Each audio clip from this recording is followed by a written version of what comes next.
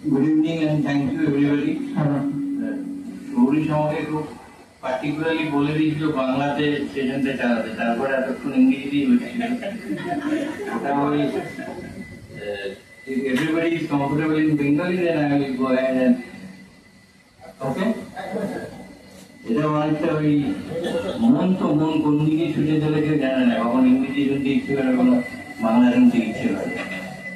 আমরা যারা ইংরেজি সম্বন্ধ যুক্ত সারা সপ্তাহ এত ইংরেজি বলতে হয়, অন্তত একটা দিন একটু বাংলা বলতে পারলে ভালো লাগে।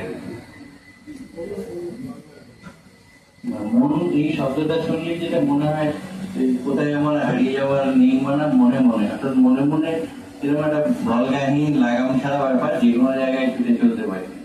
সেই জন্যই বোধ হয় কোথাও কোথাও মনকে একটু একটু লাগাম এটা দেওয়া দরকার হয় আর কি। যার জন্য যারা সাধনার পথে চলেন তারা আমার বলেন যে মন চলো নিজ নিকেতনে। ওই নিজ নিকেতনের সন্ধানটা পেলে বোধ হয় মন একটা জায়গায় পৌঁছে, সেটা একটা প্রসেসের মধ্যে দিয়ে যেতে হয়। কিন্তু আজকের দিনে দাঁড়িয়ে যেটা একটা খুব গম্ভীর সমস্যা হিসেবে দেখা দিচ্ছে বারে বারে, সেটা হচ্ছে বিশেষ করে একটা খুব যুবা বয়সে, তরুণ বয়সে ওই যে মনের একটা অস্থিরতা, ছটফটানি আবেগটা পজিটিভও হয়, ইতিবাচকও হয়, নেগেটিভও হয়, ইতিবাচকও হয়। কিন্তু সেই আবেগটাকে একটা কোথাও না কোথাও যেটা আমরা আবেগ তাড়িত হয়ে অনেক কিছু করে ফেলি, সেটা ইতিবাচক হতে পারে, নেতিবাচক হতে পারে, তাকে একটা কোনো না কোনো ভাবে লাগাম দেওয়া দরকার। ওই ভারসাম্যটা চলে গেলে সেই সমস্যাটা ক্রমশ বাড়তে থাকে, যেটা আমাদের সমাজে আজকাল খুব বেশি করে দেখা যাচ্ছে। আজকে এটা ডাইভার্স স্পেস থেকে নানান গুণী এবং কৃতি মানুষজন আছেন একেবারে তরুণ প্রজন্মের প্রতিনিধিরাও, যারা তাদের কি সমস্যা, কি গ্যাপ, কোথায় কি তৈরি হচ্ছে সেইগুলো আরো আলোকপাত করতে পারবে। আমরা মোটামুটি এইরকম একটা ফরম্যাটে যাবো যে সবাই একটা ওপেনিং রিমার্কস করে নিলেন তাদের যে সুচিন্তিত মতামত এইটা নিয়ে, তারপরে আমরা একটা আলোচনার মধ্যে যাবো, সবগুলোকে একটা একটা জায়গায় আনার চেষ্টা করবো। প্রথমে পুরো ম্যাডাম এডুকেশনটা একটা বিশাল বৃহৎ শব্দ। এর মধ্যে আমরা অনেক কিছু আনতে পারি, শুধু শিক্ষা নয়। এডুকেশনের বাংলা যদিও শিক্ষা। এডুকেশন যদি বেসিক শিক্ষা না থাকে, আমি পুরো বাংলায় বলতে পারবো না, ক্ষমা করবেন, যদি বেসিক শিক্ষা না থাকে তাহলে কিন্তু প্রপার অ্যাওয়ারনেসও হয় না। আবার প্রপার অ্যাওয়ারনেসের যদি না হয় তাহলে কিন্তু যে আমরা ক্রিয়েট করবো যে অ্যাওয়ারনেসটা থ্রু এডুকেশন, সেই সার্কেলটা বোধহয় বা সাইকেলটা বোধহয় কমপ্লিট হয় না। তো সেই জন্য এডুকেশন অ্যান্ড অ্যাওয়ারনেস দুটো আমার মনে হয় খুব অঙ্গাঙ্গি ভাবে জড়িত। এবং এই যে এডুকেশনটা, এটা আমার মতে শুধু স্কুল লেভেলে লিমিটেড নয়। এডুকেশন কিন্তু কমিউনিটির সর্বস্তরে বিস্তৃত, এবং বাড়িতেও কিন্তু একটা এডুকেশনের প্রয়োজন আছে। সুতরাং আমরা এই যে ক্রিয়েটিং অ্যাওয়ারনেস থ্রু এডুকেশন বলা হচ্ছে, সেটা should not be limited only to educational institutions. এবার এই যে অ্যাওয়ারনেস, এটা তো বেসিক্যালি মেন্টাল হেলথের, আমাদের মন নিয়ে কাজ। মন কি বলছে, এবার মন তো অনেক কিছু বলেন, যেরকম আমাদের মডারেটর সাহেব বললেন, মনের অলি গলিকে ভালো করে চিনে জেনে আমরা যে অ্যাওয়ারনেস বলছি টু এডুকেশন, তার আগে বোধহয় প্রয়োজন নিজেকে ভালো করে জানা। নিজের মনকে যদি ঠিকঠাক জানতে পারি তবেই তো আমরা অন্যের মনের হদিশ পাবো। আমি যদি নিজেই কনফিউজ থাকি, কি চাই, কি করব, সেটাই যদি আমার নিজের ব্যক্তি সত্তার মধ্যে যদি কনফিউশন থাকে, তাহলে অন্য একজন ব্যক্তি সত্তাকে বোঝা বোধহয় একটু ডিফিকাল্ট হয় বলে আমার মনে হয়। তাই এই যে ক্রিয়েটিং অ্যাওয়ারনেস থ্রু এডুকেশন, এইটার জন্য প্রত্যেক ব্যক্তিকে নিজের মনকে ভালো করে জানতে হবে। শুধু জানা নয়, নিজের মনকে ভালো করে চিনতে হবে। আমি কর্পোরেটের লোক একটু, মানে আমি যেটুকু দেখেছি, আগে দাদা ভর্তা পাওয়া যেত। 1980 করে যখন আমি ভারতপুর ইলেকট্রিক্যালে জয়েন করি, তখন কিছু দাদা, অযাচিত দাদাও ছিল, আর তারা অনেক কিছু বলে দিত যে এইখানে তুমি গাছায় পড়বে, এখানে 99, এখানে সাপ আছে, এখানে সিঁড়ি আছে। পরবর্তীকালে আমি দেখছি যে আমি যত বড় হচ্ছি আর আমার বয়স যত ছোট হয়ে যাচ্ছে বয়স, তখন আমি আর সেরকম দাদা পাচ্ছি না। ডিস্কোতে গেলাম, তখন একটা টাউনশিপ জামশেদপুর, कैसा है राहुल दा, सब बढ़िया है ना, একটা চলতো ইসাদি দাদা ভাই এরকম ভাবে জীবন চলতো। তাই জন্য আমি যেটা দেখছি ওভারঅল যে একটা শিক্ষা এবং শিক্ষক এর প্রয়োজন আছে, এবং যত তাড়াতাড়ি হয় তত ভালো। আর আজকালকার শিশুরা অনেকটা নিজেরাই শিখে যায়, অনেক গ্যাজেটস আছে। আমাদের সময় একজন ছিল, মানে হাদা বোধা টাইপের আমরা ছিলাম, তো একটা লোক ছিল বাপি আর লিপি। তো লিপির প্রতি আমার একটু দুর্বলতা ছিল, আমাদের পাশে বাড়িতে থাকতো, একটু বললাম আর কি। তো বাপি অনেক নিচে কথা বলতো, তারা প্লেন ওপর দিয়ে যাচ্ছে, খুব আওয়াজ করতো, আমরা ইন্টারভিউতে থাকতাম, মধ্য বলতাম হ্যাঁ হ্যাঁ করে প্লেন যাচ্ছে, বলে বাপি দেখো প্লেন যাচ্ছে, হ্যাঁ ক্যাপ্টেন বোস খুব রাফ ফ্লাই করছিল। তো এটা যে মিছে কথা বোঝার উপায়, সে সত্যি ক্যাপ্টেন বোস এত রাফ ফ্লাই করছে। অনেক কিছু কল্পলক ছিল, অনেক কিছু তার মধ্যে ভালো ছিল। আনন্দ আর ভালোবাসার দীপ্তিতে গড়া সমুজ্জ্বল পরমা, ঠিক তোমারই মতো। শ্যাম সুন্দর কোম্পানি জুয়েলার্স, আগরতলা, উদয়পুর, ধর্মনগর, কলকাতা। গভীরে না গিয়েও প্রথম দুজন বক্তা বেশ গভীরে যাওয়ার একটা ইঙ্গিত রেখে গেছেন আর কি।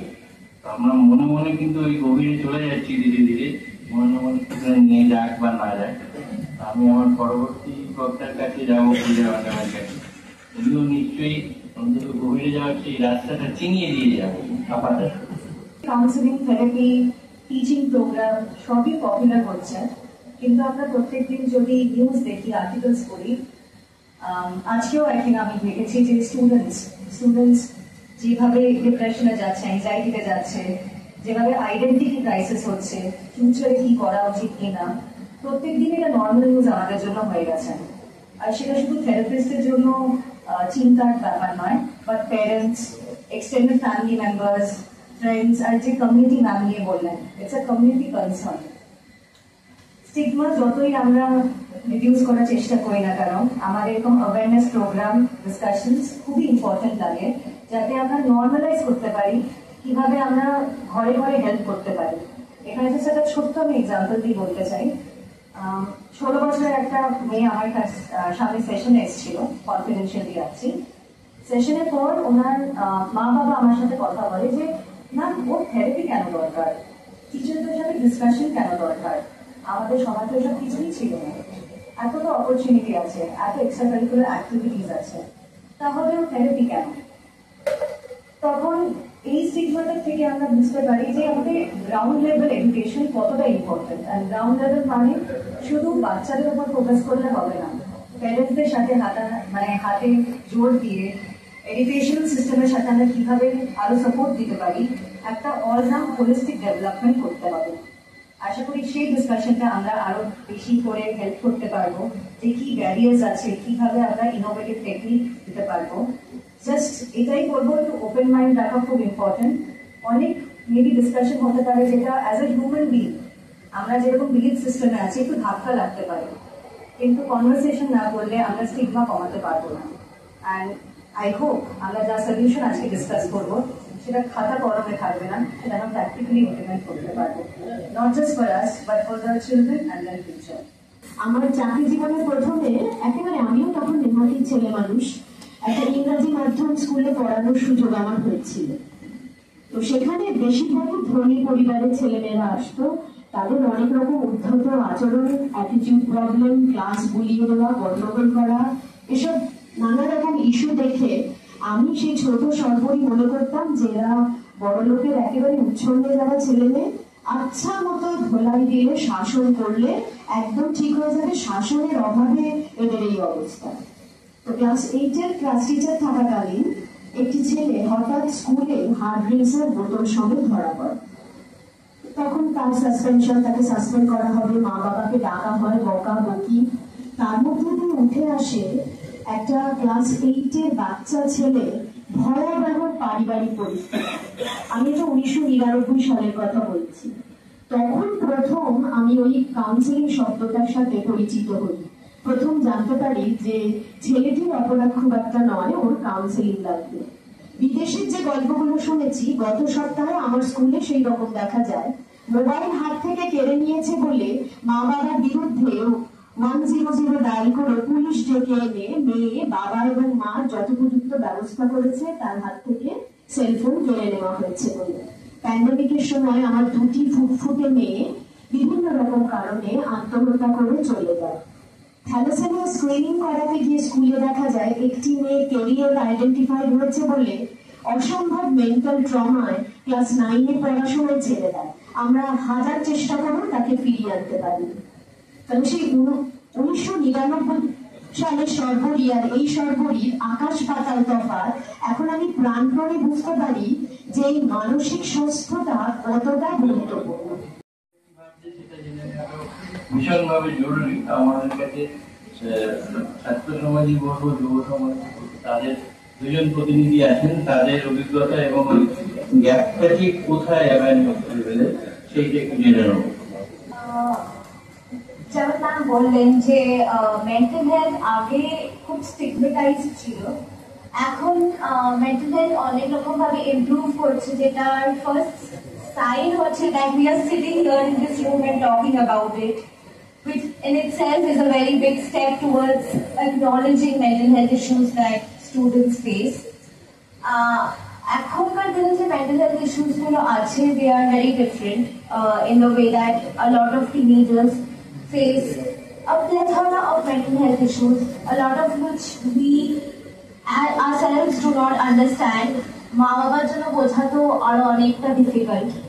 যেমন এখন আমি কলেজে 3rd ইয়ারে পড়ি, ফাইনাল সেমে। তো যখন আমি স্কুলে ছিলাম আমার অনেক রকম মেন্টাল হেলথ ইস্যুস হতো। তো মা বাবাকে বললে সব থেকে আগে যেটা মাথায় আসে সেটা হচ্ছে যে ফোন কম ইউজ করো, ভীষণ ফোন ইউজ করো বলে তোমার এত রকম সমস্যা। আমাদের সময় তো ছিল না। To understand the gap that there is between our parents' generation and our generation, it is very important to also inculcate mental health as a topic in school, not just for students but also parents to understand যে সবকিছু ফোনের জন্য বা রাতে net শোয়ার জন্য হয় না। A lot of times we blame these due to lifestyle problems, যে তুমি সকালে দেরি করে উঠছো, রাত্রিবেলা দেরি করে ঘুমাতে যাচ্ছ। These can be side effects also for a lot of mental health issues like depression, social anxiety বা body image issues, যেগুলো আমাদের এই যে টিনেজার্সদের হয়ে থাকে। The first problem students face is feeling what you feel and not knowing what to do with your feelings. Say, a very common example in today's day, say A is having his parents is divorced, right? So what to do with those feelings? You'd be conflicted, right?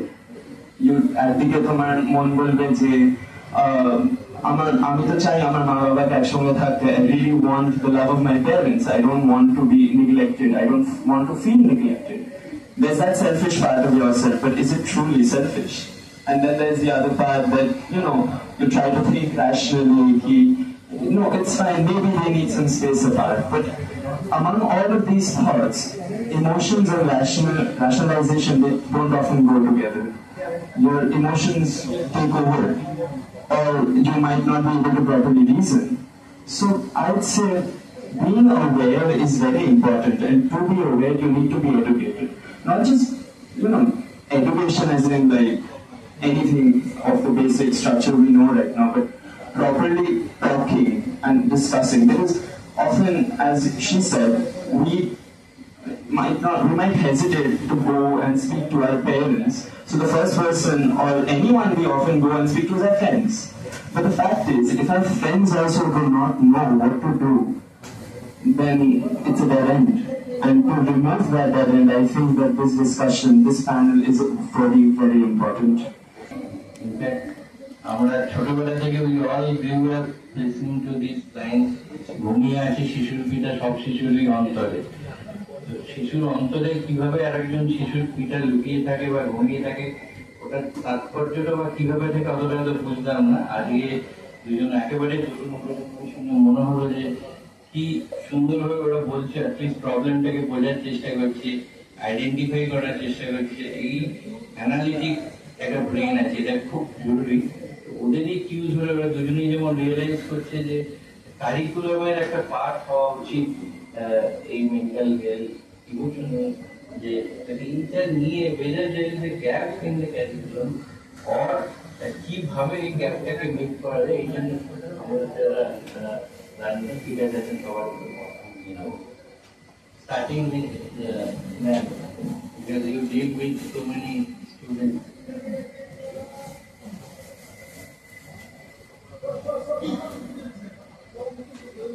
আমি আমার স্কুলের কথাতেই বলতে চাই, 2017 সালে প্রথম Sourish rotary হয়ে আমার স্কুলে যান। তারপর 2025-এ আমরা স্কুলে মাইন্ডওয়েল ক্লাব খুলতে পেরেছি। তো আমার দুটো মেয়েকেও স্টুডেন্টকেও আজকে আমি নিয়ে এসেছি আজকে এই কথাগুলো শোনানোর জন্য ওদেরকে। তো আমার স্কুলের চিত্রটা এরকম, প্রথমের দিকে সবার ওদের মতনই যখন মেন্টাল হেলথ ইস্যু নিয়ে ওরা কথা বলতে চাইতো বা রাদার কারো সমস্যা দেখে আমরা বুঝতে পারতাম যে ওর কোনো সমস্যা হচ্ছে, বারবার জিজ্ঞাসা করে প্রশ্নের উত্তর পেতাম না, লুকিয়ে যেত না, কিছু হয়নি।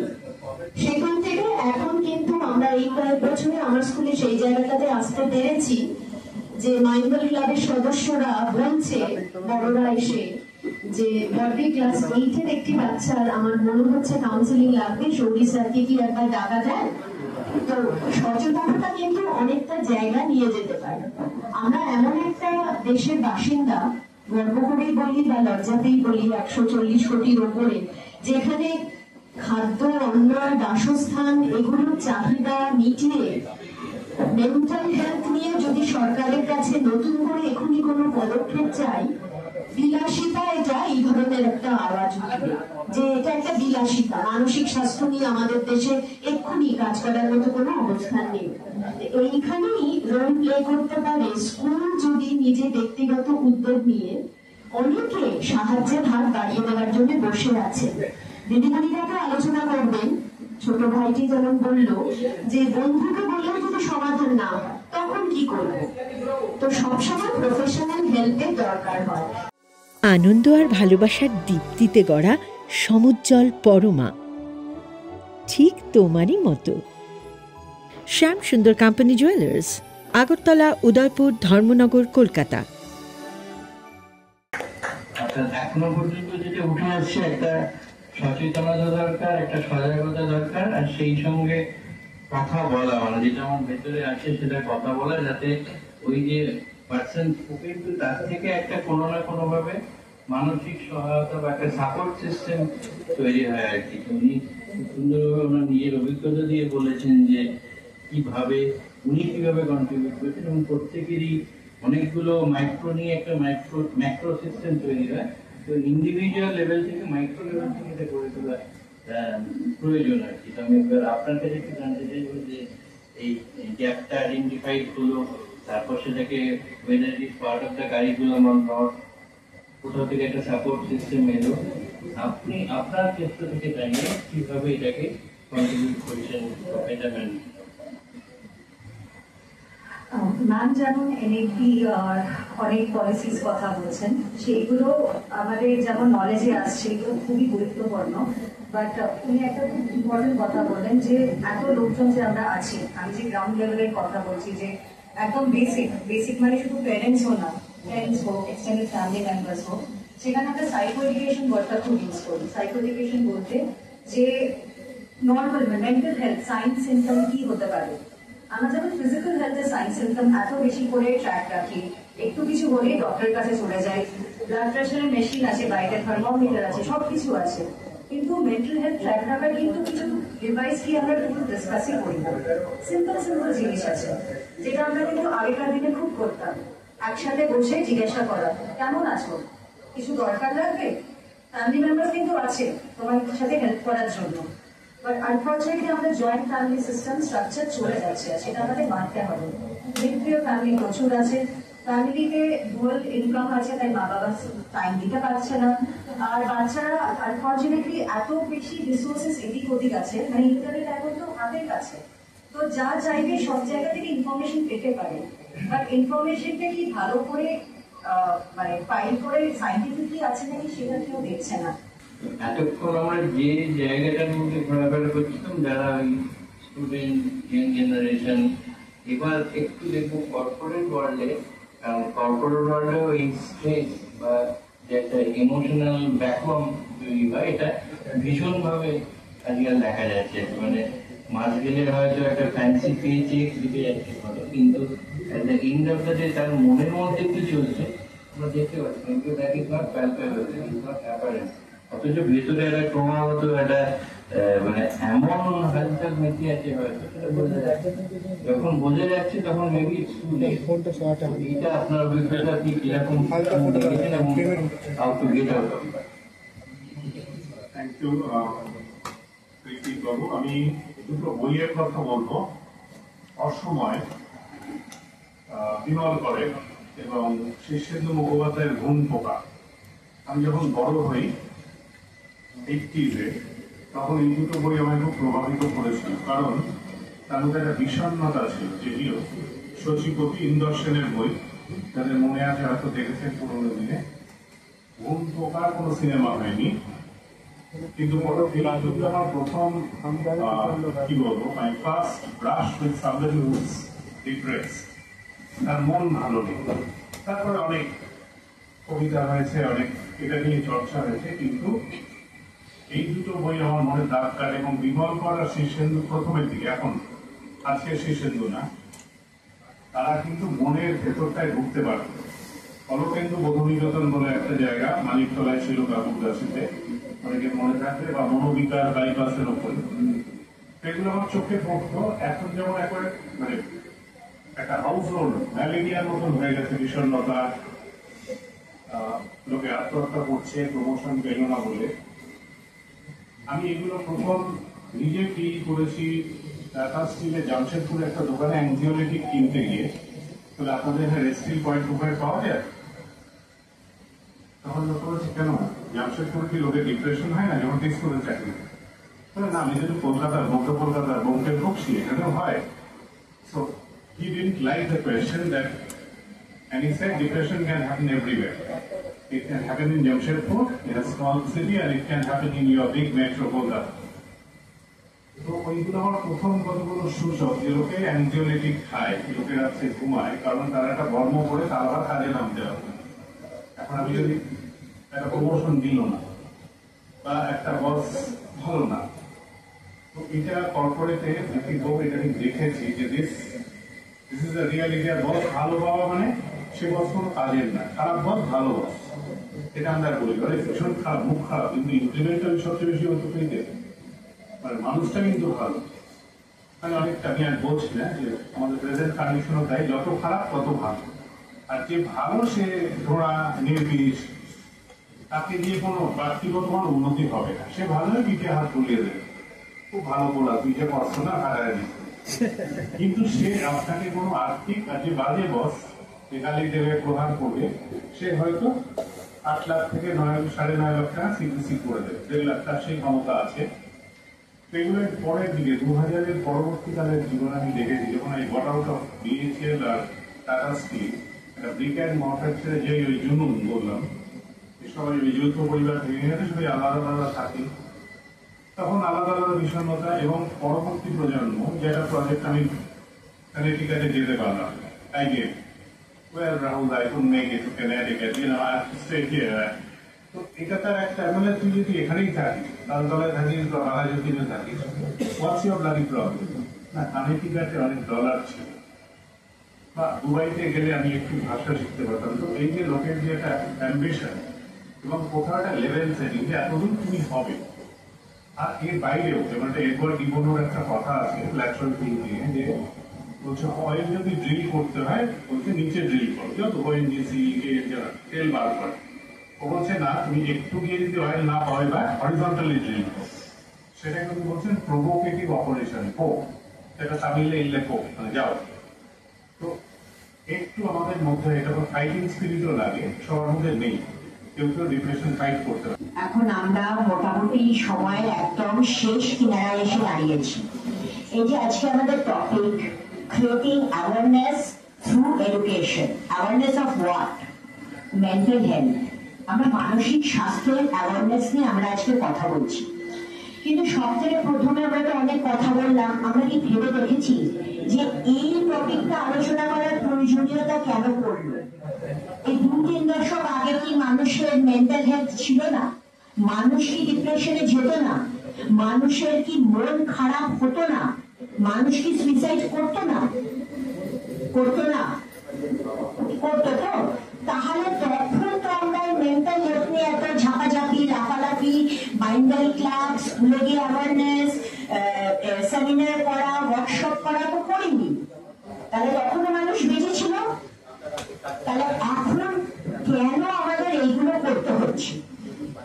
তো এইবারে সেইটা নিয়ে যদি আমরা একটু ভাবি, তাহলে প্রথম কথা হচ্ছে আমরা বলি আমাদের মনটা ভালো নেই, আমাদের মন ভালো নেই।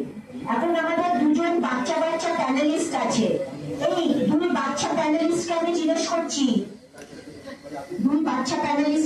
করছি, আমার মন ভালো নেই, বন্ধুর সাথে শেয়ার করছি, বলছি জানিস তো আজকে আমার কিচ্ছু ভালো লাগছে না, কান্না কান্না পাচ্ছে, কিছু হয়নি তো। প্রথমে জিজ্ঞেস করলো যে কেন, কিছু হয়েছে?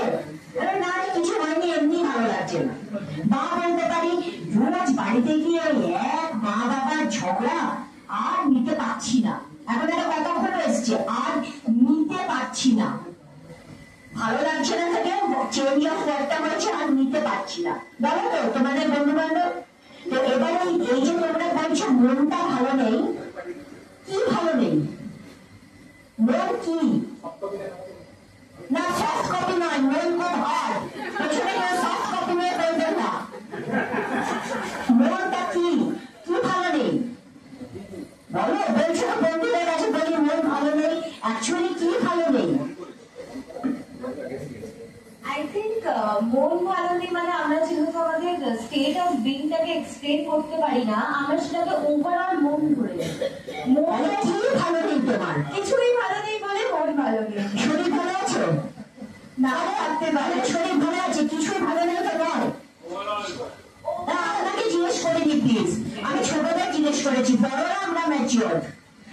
আই থিঙ্ক মন আমরা এই জন্য ইউজ করি কারণ আমাদের যখন শরীর ভালো থাকে না, ওটা পিন পয়েন্ট করা খুব ইজি, যে মা পেটে ব্যথা করছে, মনটা জানাই না, মনটা জানাই না, তাহলে বুঝতে হবে ভালো আছে কি নেই। বিকজ ওভারঅল বিং ভালো নেই। ওভারঅল বিং তো হচ্ছে না, আমি তো লয়ার, ওভারঅল বিং হচ্ছে না। আগে তো বুঝতে হবে যে কি ভালো নেই, তারপর তো আমি সেটাকে সারাবো। ধরো ফিজিক্যালি যখন কষ্ট হচ্ছে, ডাক্তারকে গিয়ে বলছে, ডাক্তার বলে পেট ব্যথা হচ্ছে, সেটা ওষুধ দিচ্ছে, মাথা ব্যথা করছে, সেটা ওষুধ দিচ্ছে।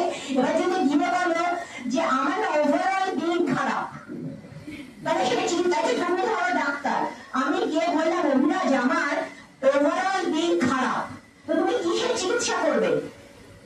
কিসের চিকিৎসা করবে বলো? না কিছু কিছু লাস্টে ক্রমশ থেকে যাওয়া ভালো হয়, সিরিয়াল গুলো যেমন পরেরটার জন্য টানটান উত্তেজনা থাকবে আর কি। উনি যেটা বললেন যে অন্যভাবে উদাহরণটা দিতে গেলে, যেরকম অনেক সময় নিরাকার ব্রহ্মকে আমরা কল্পনা করতে পারি না, তার জন্য একটা আকার দেওয়া হয়, তবে আমরা মন্দিরে গিয়ে পুজো করি। খানিকটা সেরকমই বললেন, মন যেটাকে আমরা কল্পনা করতে পারছি না, সেই জন্য আমাদের যে পার্সপেক্টিভ তাকে একটা আকার দিয়ে, মানসিক অবস্থাটাকে মন নাম দিয়ে বলছি মন খারাপ, মন নেই। কিন্তু মনের উনি যে উদাহরণগুলো দিচ্ছিলেন, যে যারা একেবারে ওই ক্লাসিক এক্সাম্পল অফ পাগল আমরা যাকে বলতাম আমাদের ছোটবেলা, এটা মন ভালো হলেও যেমন, মন খারাপ থাকলে যেমন লোকে পাগল হয়, মন ভালো হলেও পাগল হয়। এবং সেই মন ভালো থেকে যে পাগলামিটা, সেই পাগলামিটা কিন্তু আমাদের অনেকটা সৃষ্টির দিকেও নিয়ে যায়। কাজে এই সবকিছুরই একটা একটা কয়েনের এপিড ওপিড দুটোই থাকে।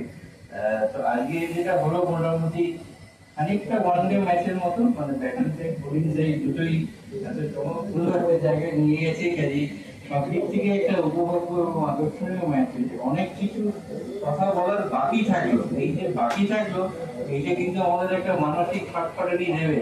এটা মানসিক হোক বা ওদের কথায় মন হোক, এইগুলো আমাদের মাথায় ঘুরবে।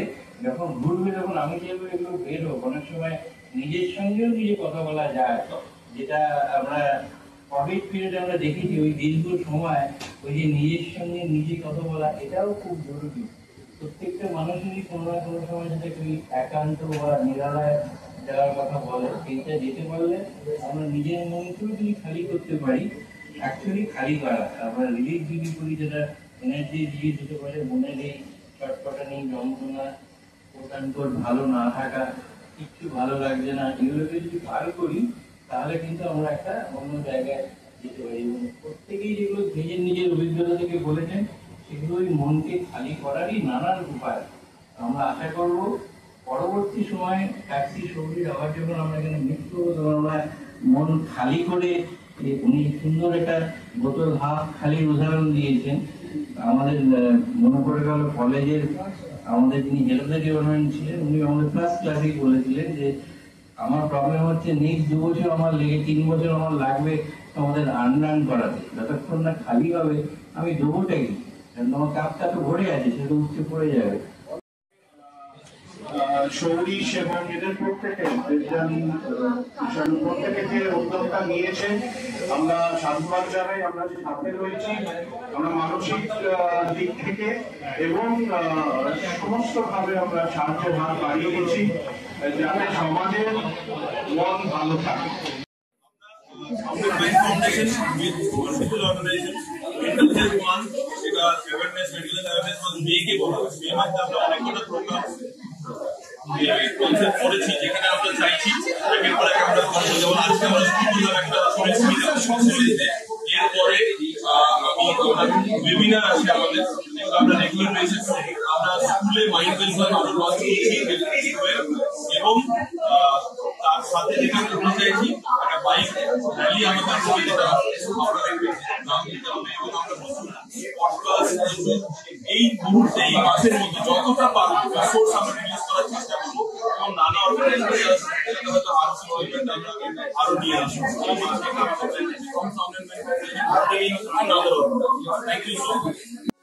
আনন্দ আর ভালোবাসার দীপ্তিতে গড়া সমুজ্জ্বল পরমা, ঠিক তোমারই মতো।